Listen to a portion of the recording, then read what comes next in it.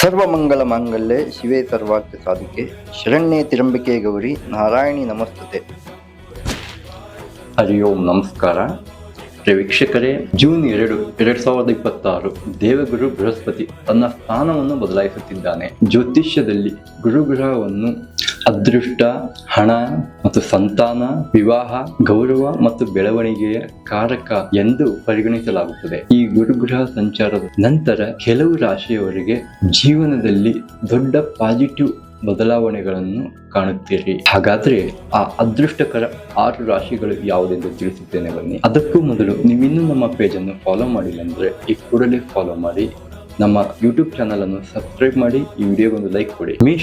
ಮೇಷರಾಶಿಯವರಿಗೆ ಗುರು ಸಂಚಾರ ಹೊಸ ಅವಕಾಶಗಳನ್ನು ತರುತ್ತದೆ. ಉದ್ಯೋಗ, ಹಣಕಾಸು ಮತ್ತು ಬಿಸ್ನೆಸ್ ಬೆಳವಣಿಗೆ ಹೆಚ್ಚಾಗುತ್ತದೆ. ಆತ್ಮವಿಶ್ವಾಸ ಕಾಣ್ತೀರಿ ಮತ್ತೆ ನೀವು ಮಾಡುವಂತ ಕೆಲಸದಲ್ಲಿ ಶುಭದಾಯಕ ಮತ್ತು ಲಾಭದಾಯಕವಾಗಿ ಇರ್ತಕ್ಕಂಥದ್ದು. ವೃಷಭ ರಾಶಿ, ಇಷ್ಟು ದಿನ ಅಡ್ಡವಾಗಿದ್ದ ಕೆಲಸ ಈಗ ಸಂಪೂರ್ಣಗೊಳ್ಳುವ ಒಂದು ಸಮಯ ಎಂದು ತಿಳಿಸಬಹುದು. ಹೊಸ ಸಂಪರ್ಕ ಮತ್ತು ಹೊಸ ಆದಾಯದ ಮಾರ್ಗಗಳು ಹೆಚ್ಚಾಗುತ್ತವೆ. ವಿದ್ಯಾರ್ಥಿಗಳಿಗೆ ಉತ್ತಮ ಸಮಯ ಎಂದು ಹೇಳಲಾಗುತ್ತದೆ.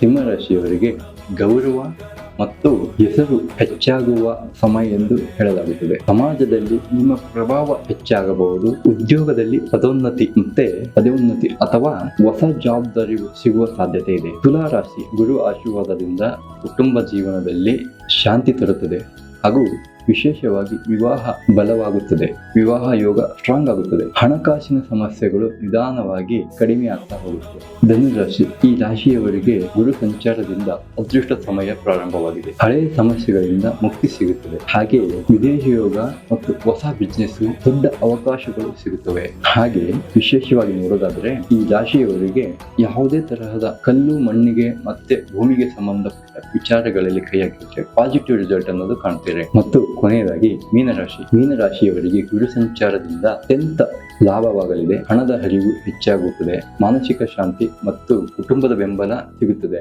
ಗುರುಗ್ರಹದ ಆಶೀರ್ವಾದ ಪಡೆಯಬೇಕಾದರೆ ಒಳ್ಳೆಯ ಕಾರ್ಯ, ಹಿರಿಯರಿಗೆ ಗೌರವ ಮತ್ತು ಧರ್ಮ ಮಾರ್ಗದಲ್ಲಿ ನಡೆಯುವುದು ಬಹಳ ಮುಖ್ಯ. ಪ್ರತಿ ಗುರುವಾರ ಹಳದಿ ಬಟ್ಟೆ ದಾನ ಮಾಡುವುದು ಬಹಳಷ್ಟು ಶುಭದಾಯಕವಾಗಿರ್ತಕ್ಕಂಥದ್ದು. ಓಂ ಗುರುವೇ ನಮಃ ಎಂದು ಜಪಿಸುವ ಮೂಲಕ ಗುರು ಶುಭ ಫಲ ಕೊಡುತ್ತಾನೆ. ಇದೇ ರೀತಿಯ ಹೆಚ್ಚಿನ ಮಾಹಿತಿಗಾಗಿ ನಮ್ಮ ಪೇಜ್ ಅನ್ನು ಫಾಲೋ ಮಾಡಿ, ನಮ್ಮ ಚಾನಲ್ ಅನ್ನು ಸಬ್ಸ್ಕ್ರೈಬ್ ಮಾಡಿ. ಯಾವುದೇ ವಿಚಾರದ ಬಗ್ಗೆ ನೀವು ತಿಳಿಸಬೇಕೆಂದರೆ ಕಮೆಂಟ್ ಮೂಲಕ ತಿಳಿಸಬಹುದು.